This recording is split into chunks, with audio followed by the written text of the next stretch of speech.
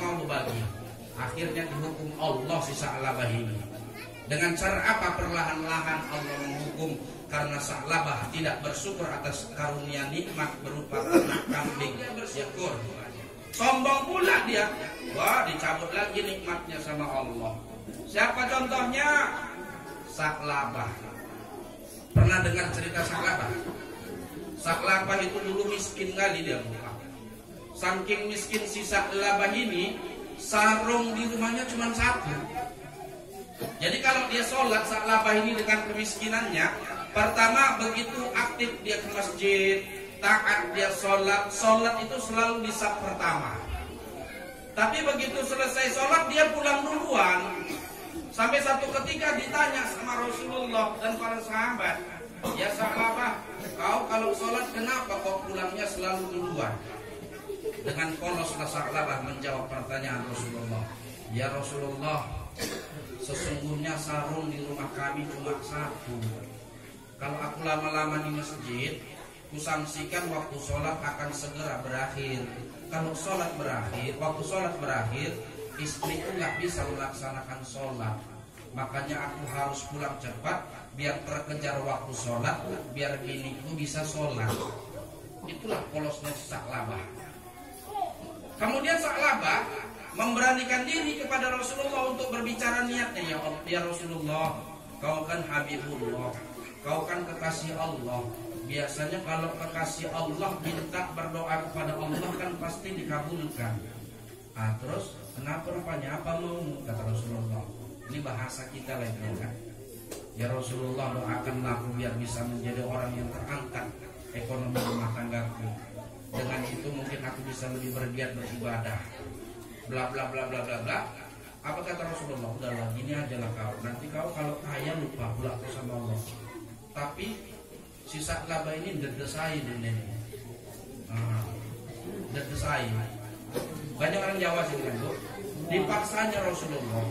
Pendek cerita, Rasulullah pun mengiyakan keinginan Sa'labah. Kemudian Rasulullah menghadiahkan 2 ekor kambing untuk dipelihara oleh Sa'labah. Setelah itu Rasulullah berdoa kepada Allah Subhanahu wa taala untuk mengangkat derajat ekonomi si Sa'labah melalui ternak kambingnya. Nggak berapa lama kemudian, ya kan, kambingnya beranak berkembang biak. Dengan semakin banyaknya kambing Sa'labah ini, makin ke belakang Sa'labah sholat, makin mundur. Ditanya sama sahabat, kenapa kok makin mundur? Iya, makin repot aku ngurusin kambingku. Sendirian aku ngangon. Ya kan? Nah itu dia. Terus nggak sampai di situ aja, sampai seterusnya, sampai babat belas dan ini nggak pernah ngicip kaki di masjid nih. Nggak pernah sholat lagi dia. Ditanya, kenapa kok nggak pernah ke masjid lagi? Aduh, boro-boro mau ke masjid. Aku ini ngurusin kambing gua aja udah keboler. Keteter. Nggak pernah lagi ke masjid dia. Ya kan? Nggak sampai di situ aja, Bu. Udah dapat nisabnya untuk mengeluarkan zakat ternaknya, banggil si Sa'labah. Enak kali, aku mau keringat ngurus ini dari nol. Udah gitu mau kalian minta gratis pula. Tak ada itu katanya. Ya kan? Timbullah sebuah dalam hati si Sa'labah ini sifat bakhil, celit dia, nggak mau berbagi. Akhirnya dihukum Allah si Sa'labah ini. Dengan cara apa? Perlahan-lahan Allah menghukum karena Sa'labah tidak bersyukur atas karunia nikmat berupa ternak kambing yang begitu banyak. Tadinya padang rumput tempat menggembalakan kambing si Sa'labah yang hijau menghijau dikuningkan oleh Allah Subhanahu wa taala. Sehingga dengan kuningnya rumput tempat menggembalakan kambing si Sa'labah ini, kambing Sa'labah ini pun kekurangan makanan, penyakitan kuritan. Kuritan, penyakitan kurpit. Ya kan, bekurusan semua kambingnya, Bu.